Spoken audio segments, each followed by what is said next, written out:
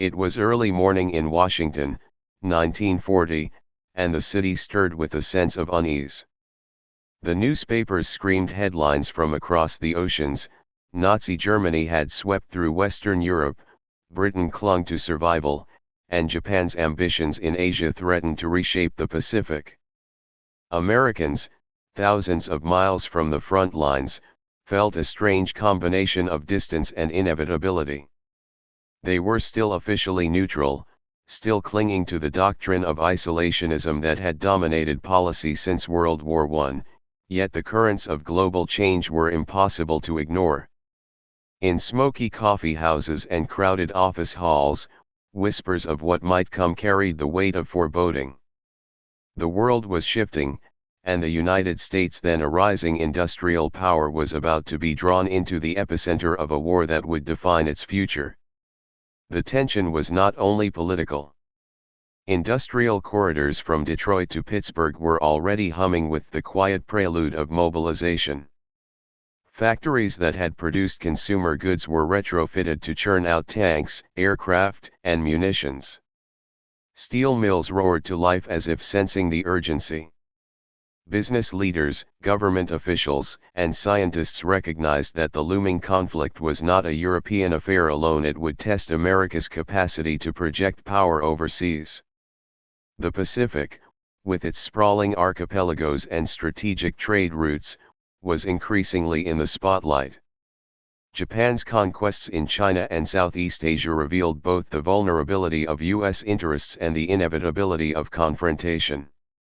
In classrooms and living rooms, the narrative of American exceptionalism was quietly evolving.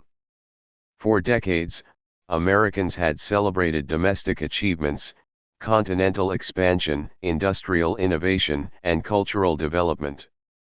Now, a new identity was forming, one that envisioned the United States not merely as a regional power, but as a global leader. Intellectuals debated what Henry Luce would later call the American century, the notion that America had both the right and responsibility to shape the world. This was not merely rhetoric, it was a vision born of industrial capacity, military potential, and the democratic ideals that seemed increasingly threatened abroad. To many, the Pacific War was less a distant possibility than a proving ground for this emerging identity. Yet preparation was far from simple. The U.S. military had been downsized after World War I, with budget cuts leaving the Navy and Army smaller than their global peers. Strategic planners faced the immense challenge of readying forces for a war thousands of miles from home while grappling with tropical environments they barely understood. Islands across the Pacific were not just strategic points, they were ecosystems that could drain manpower without a single bullet being fired. Disease, particularly malaria and dengue, loomed as an invisible but lethal adversary. Reports from early military observers in Asia highlighted that tropical fevers incapacitated more troops than conventional combat. Leaders realized that victory in the Pacific would demand mastery over both human and natural elements. By late 1941, the situation escalated sharply. Japanese forces, having consolidated their control over Manchuria and parts of China, moved southward with increasing aggression. Their ambitions threatened the Philippines, Guam, and key shipping lanes. American policymakers recognized that economic sanctions alone would not deter expansion. A confrontation seemed inevitable. Military planners worked feverishly to develop strategies that balanced offensive capability with the protection of troops against unfamiliar climates and diseases. Officers began studying maps that marked not only enemy positions but also malaria zones, mosquito breeding grounds, and water sources, a tacit acknowledgement that survival in the Pacific depended on knowledge as much as firepower. The Japanese attack on Pearl Harbor on December 7, 1941, shattered the illusion of distance. America was thrust into total war. Overnight, factories, offices, and farms shifted focus entirely.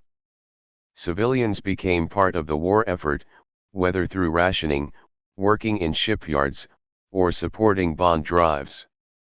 For the first time, the U.S. confronted the enormity of global responsibility, both militarily and morally. The Pacific theater, long considered peripheral, became a central front. Naval battles, island-hopping campaigns, and amphibious assaults dominated strategy discussions, but commanders never lost sight of the subtle, persistent threats of the environment itself. Troops shipped out to remote islands, often underprepared for the challenges ahead. New recruits were quickly introduced to protocols that would determine survival: daily atabrine tablets to prevent malaria, repellent application, proper uniform wear, and sanitation practices. Each day, soldiers learned that the Pacific jungles were merciless, that mosquitoes and heat could be as lethal as enemy bullets. Engineers and medics collaborated to drain stagnant water, clear vegetation, and establish camps designed for both defense and disease prevention. The war was not only against Japan, it was against the relentless ecosystem of the Pacific Islands. As campaigns unfolded in the Solomon Islands, New Guinea, and the Marianas, the U.S. military adapted rapidly. Lessons from early encounters where entire units were sidelined by fever led to stricter preventive routines. Leadership emphasized that discipline in daily habits was as critical as battlefield tactics. Soldiers developed what came to be known as jungle routines: meticulous inspections, daily pill intake, proper hydration, and careful management of camp environments. These routines were tedious but life-saving. Commanders recognized that success would be determined not only by artillery or air power but by the health and endurance of every soldier on the line. Meanwhile, America's national identity continued to evolve. The experience of mobilization, global engagement, and technological innovation fostered a sense of purpose. Citizens began to see their nation as a force capable of shaping world events, a departure from the isolationist mindset that had prevailed for decades. The war against Japan and the broader Axis powers became a crucible for what Henry Luce would describe as the American century, a moment when industrial might, military strategy, democratic ideals, and cultural influence converged to define a new era. Victory in the Pacific was no longer a distant objective, it was a proving ground for the nation's emerging global role. By 1943, the contours of this identity were unmistakable. American soldiers fought not just as men defending territory, but as representatives of a nation asserting itself on a world stage. The integration of science, medicine, and logistics into military operations underscored the uniquely American approach: innovation and discipline could overcome environmental, logistical, and human challenges. Disease prevention, technological advancement, and industrial capacity were no longer supporting elements, they were central to strategy. The Pacific War demonstrated that survival and victory depended on an interwoven system of planning, preparation, and adaptability. In retrospect, the early years of U.S. involvement in the Pacific were formative. Soldiers learned to respect the environment, commanders learned to balance aggression with prudence, and civilians at home learned the power of collective effort. By confronting both visible and invisible threats, America emerged with a new sense of purpose, confident in its ability to influence global outcomes. The stage was set for subsequent campaigns, the hard-won victories of the mid-1940s, and the consolidation of the American century, a national identity forged in fire, discipline, and the realization that the United States was no longer merely a regional power, but a force capable of shaping the destiny of the world. Blood and mosquitoes, the Pacific battlefront. The first light of dawn over Guadalcanal revealed a landscape that seemed serene, almost picturesque from a distance. Coconut palms swayed gently, waves lapped against coral reefs, and the morning mist clung to the jungle canopy. Yet beneath this tranquil facade lay a hostile world that would test every ounce of human endurance. American soldiers, newly arrived from the mainland, quickly realized that the Pacific Islands were unlike any battlefield they had imagined. The enemy was not just the Japanese army hidden in bunkers or the sniper in the dense foliage, it was also the environment itself: humidity that soaked uniforms, swarms of insects, and the invisible threat of disease. From the outset, military planners understood that conventional combat strategies would not be enough. Amphibious landings had to be coordinated with logistical support that could supply both weaponry and essential medical supplies.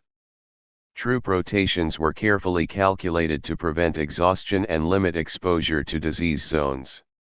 Soldiers were issued instructions that seemed almost ritualistic: drink clean water, maintain personal hygiene, sleep under mosquito nets, and take prophylactic medications religiously.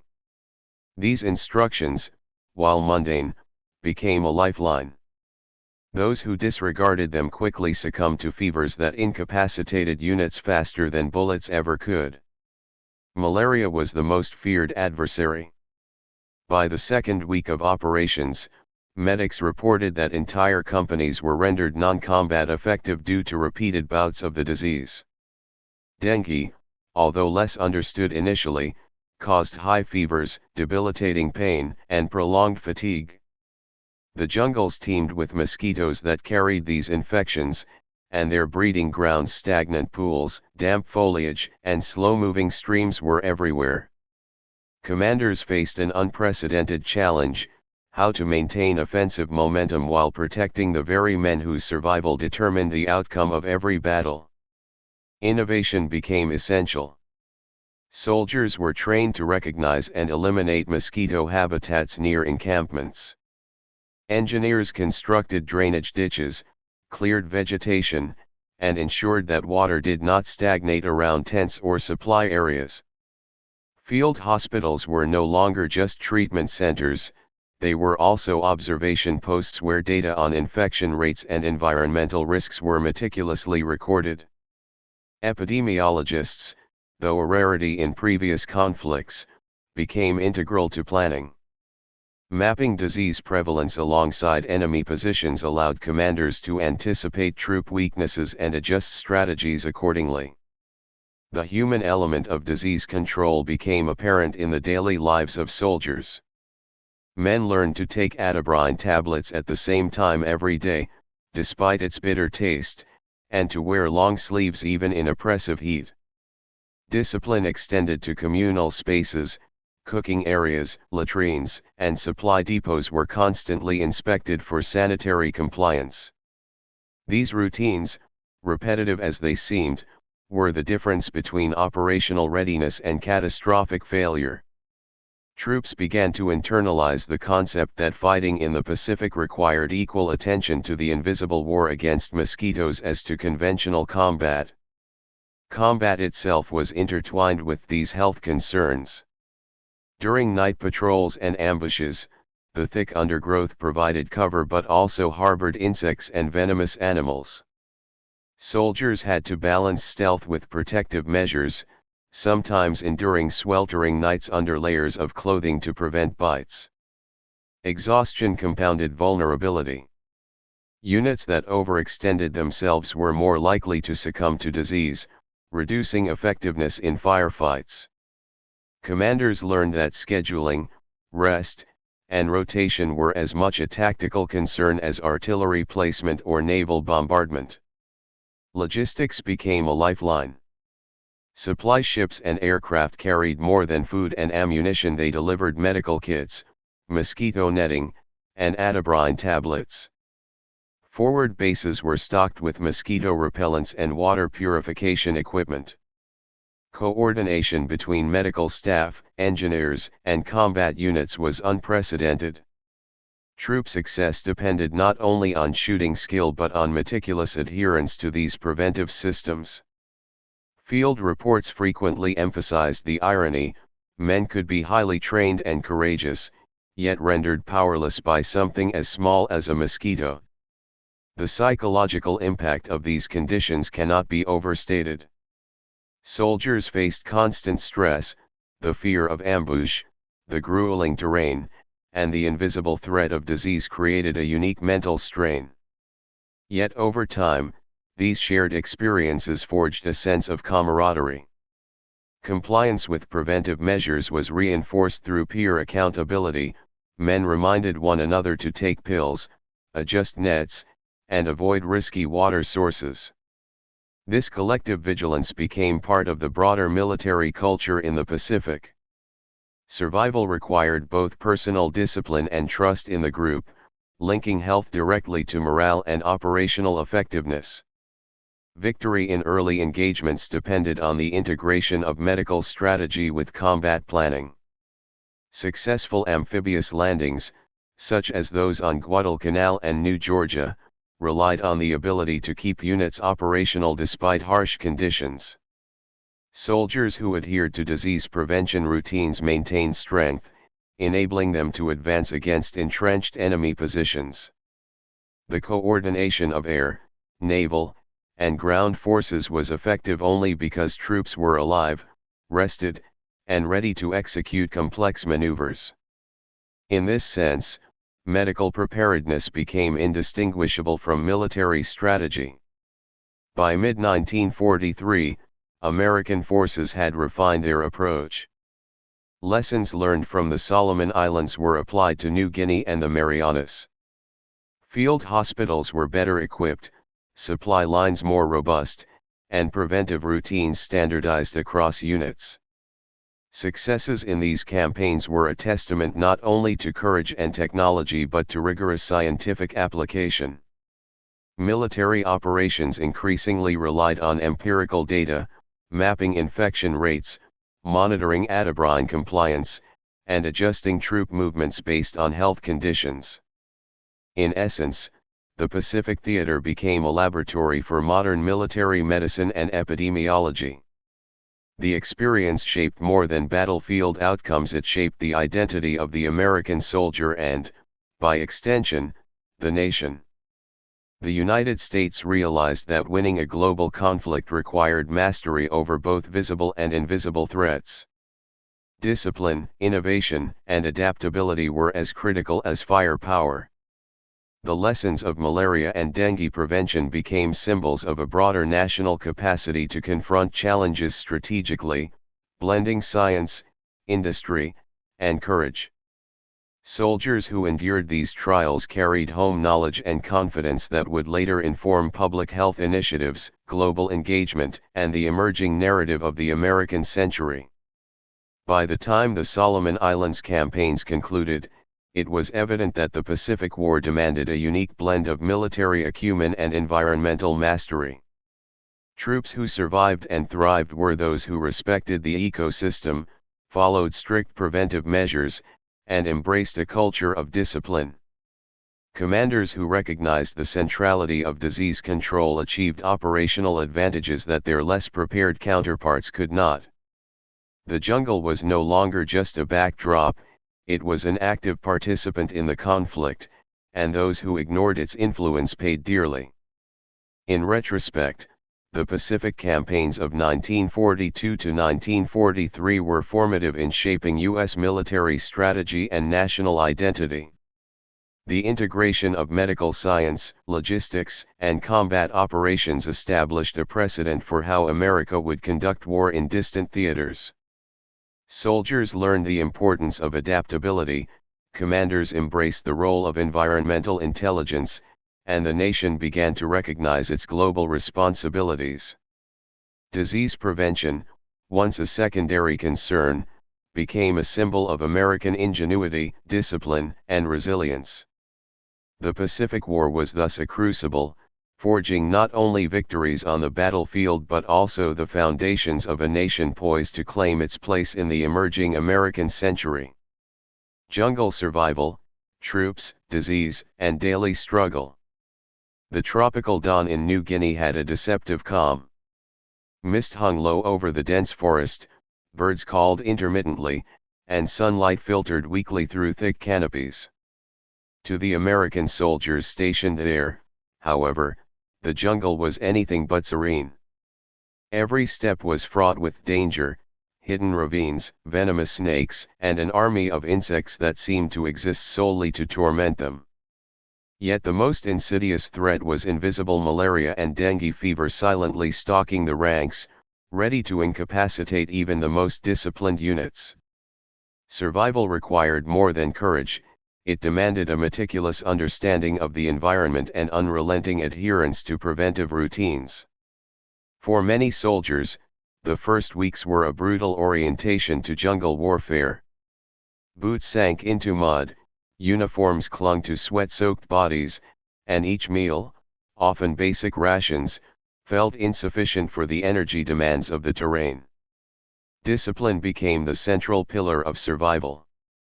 Officers drilled troops on daily routines designed to reduce exposure to disease. Atabrine tablets, bitter and distasteful, became a lifeline, while long sleeves, properly tucked trousers, and repellent application became rituals rather than mere recommendations. Compliance was not optional, any lapse could render a squad ineffective in hours. The military quickly recognized that environmental mastery was as critical as combat proficiency. Commanders developed detailed maps noting stagnant pools, shaded wetlands, and regions of high mosquito density. Patrols avoided low-lying areas where malaria risk was highest, and camps were established on elevated, well-drained terrain whenever possible. These seemingly minor adjustments had profound consequences. Units that ignored environmental intelligence suffered repeated outbreaks of illness, while those that integrated preventive measures maintained operational capacity even during grueling campaigns. Daily life was dominated by a rhythm that balanced vigilance and endurance. Soldiers rose before sunrise to inspect camps, clear vegetation, and secure food and water supplies. Latrines were positioned downstream from living quarters, and personal hygiene was strictly enforced, despite scarcity of water. Every task, from cleaning rifles to constructing fortifications, carried a dual purpose: operational readiness and disease prevention. Medical officers circulated constantly, monitoring symptoms, administering treatments, and reinforcing routines. In the dense, humid jungle, attention to such details was literally the difference between life and death. The psychological strain of this environment cannot be overstated. Constant exposure to heat, humidity, and disease-carrying insects took a toll on morale. Fatigue amplified the threat of illness, and men had to confront the frustration of seeing comrades fall to invisible enemies. Yet adversity fostered resilience. Units developed informal systems of accountability.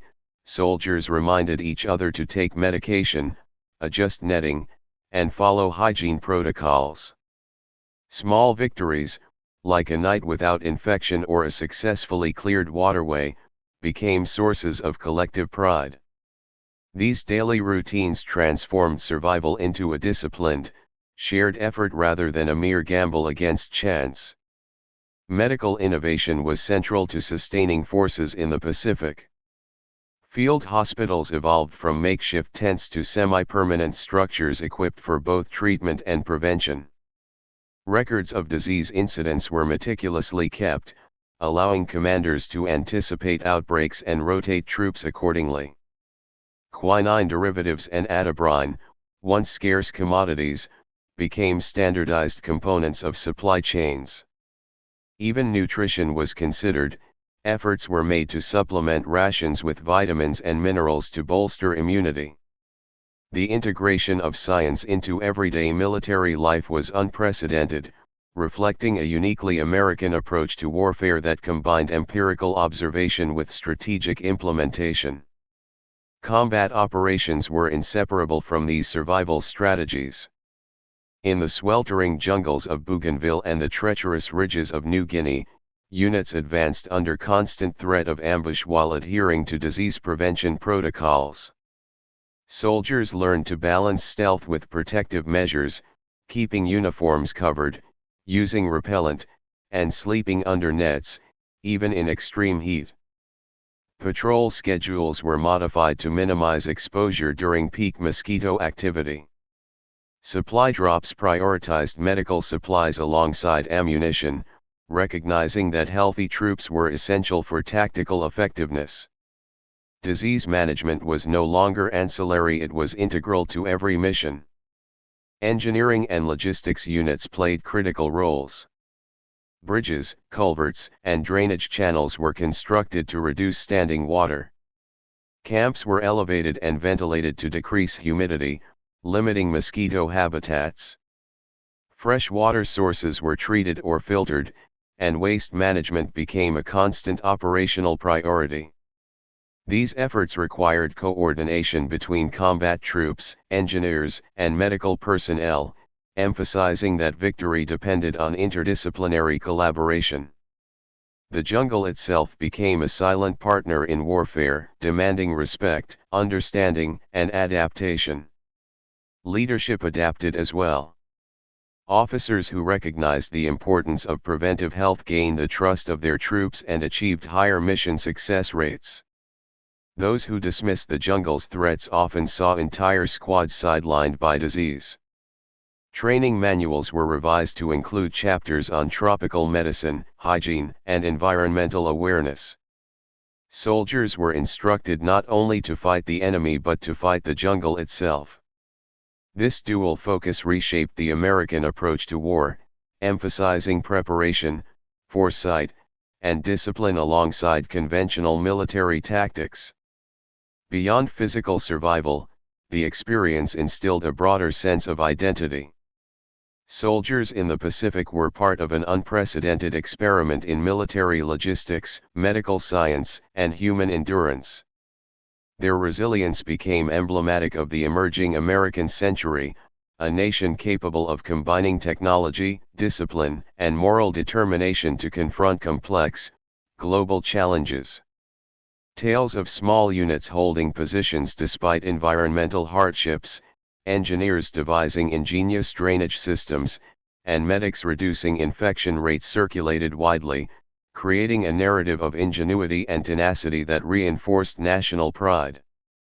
By the end of 1943, the integration of survival practices into military operations had become routine.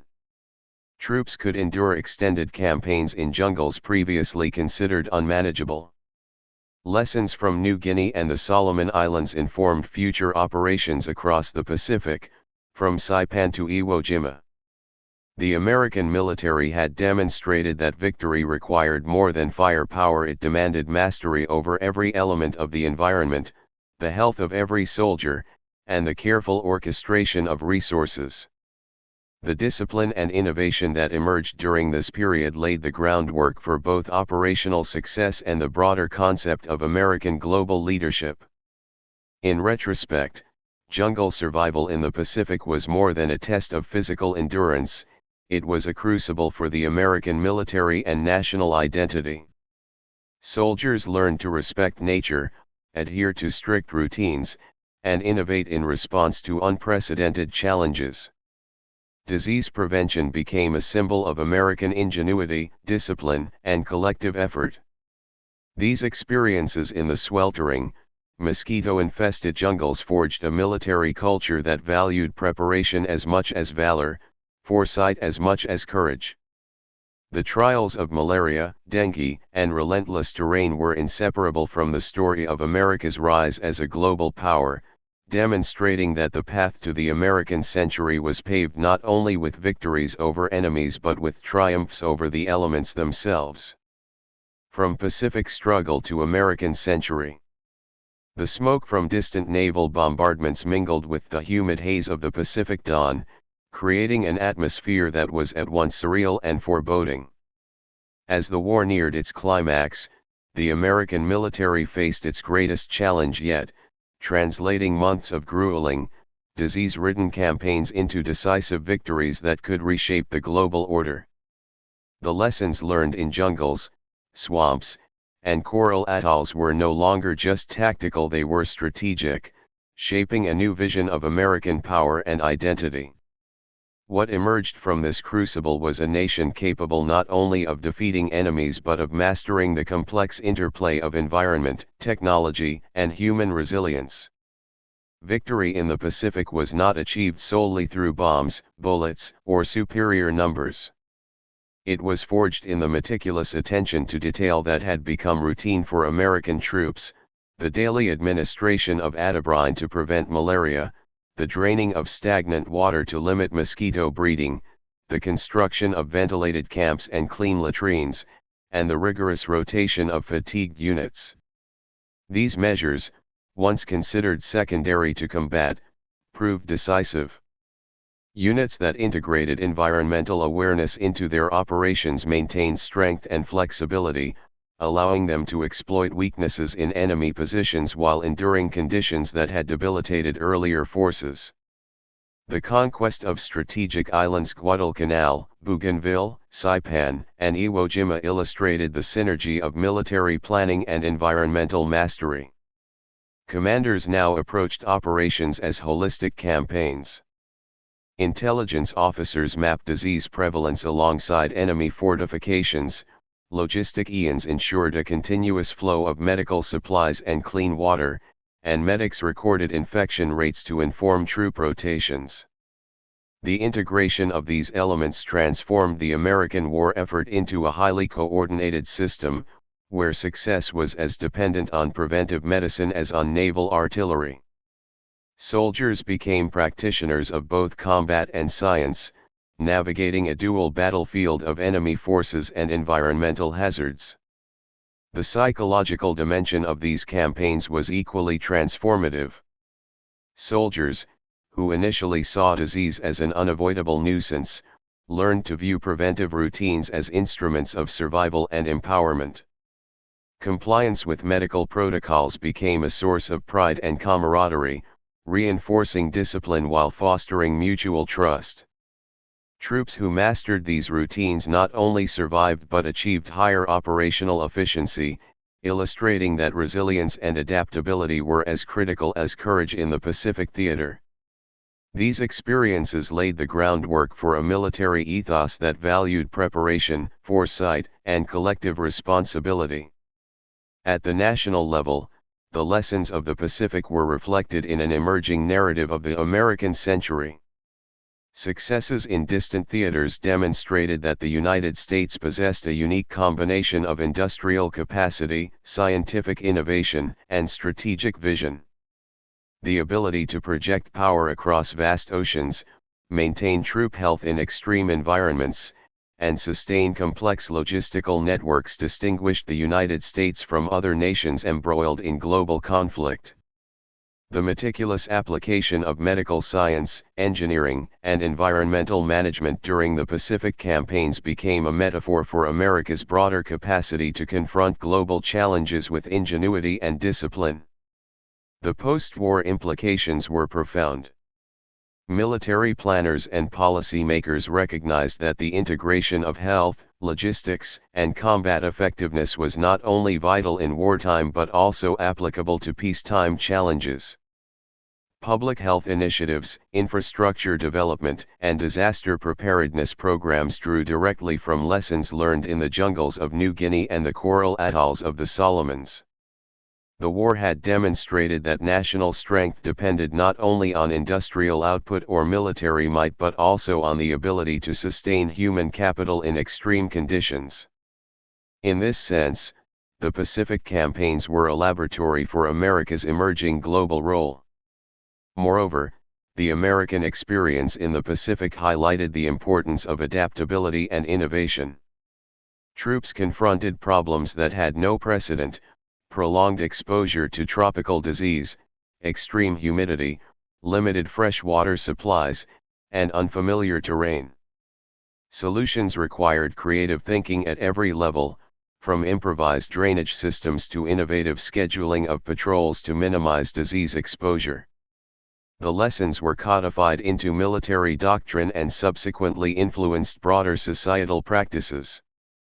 Americans learned that mastery over environment, technology, and human endurance could serve as a template for post-war reconstruction, global diplomacy, and leadership in international institutions.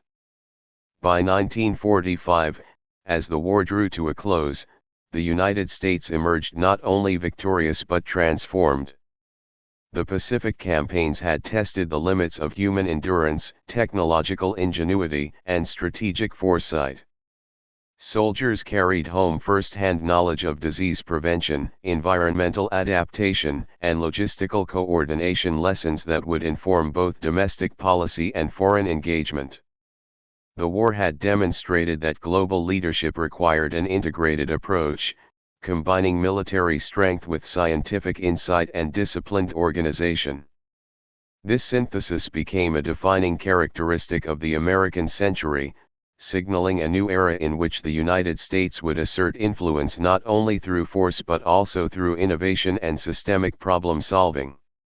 The cultural dimension of this transformation was equally significant. Stories of soldiers enduring sweltering jungles, maintaining discipline under relentless conditions, and defeating both enemy and environment became embedded in national memory. Popular media, newspapers, and later memoirs celebrated not only battlefield heroism but also the ingenuity and resilience required to survive tropical diseases and logistical challenges. These narratives reinforced a sense of collective identity and national pride, portraying Americans as a people capable of facing unprecedented challenges with resourcefulness and determination. Furthermore, the integration of health management into military operations laid the foundation for global engagement in public health initiatives.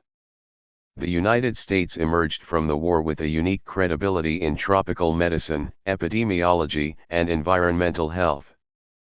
Post-war programs in Asia, Africa, and Latin America drew directly on these experiences, allowing America to export not only military and industrial capacity but also scientific expertise. In this way, lessons from mosquito-infested jungles became a cornerstone of soft power, reinforcing the country's influence in the emerging international order. Ultimately, the Pacific Theater illustrated that the American century was built as much on knowledge, discipline, and adaptability as on military victories. The ability to integrate environmental intelligence, medical science, and operational strategy became a hallmark of U.S. power. Soldiers who had endured malaria, dengue, and relentless jungle conditions embodied a new national identity, resilient, innovative, and globally capable. The campaigns of the Pacific were more than a series of battles, they were a crucible in which the United States forged the organizational, technological, and cultural foundations of its post-war leadership. In reflecting on the Pacific struggle, it becomes clear that the war's legacy extended far beyond victory over Japan. It shaped a nation's self-image, honed its institutions, and demonstrated the power of preparation, foresight, and innovation in overcoming complex challenges. From the swamps and coral reefs of distant islands to the halls of policy and science at home, the lessons of the Pacific became inseparable from the narrative of American ascendancy. The American century, in essence, was born not only from triumph over enemies but from the disciplined mastery of environment, health, and human potential, a lesson that continues to define the nation's global outlook.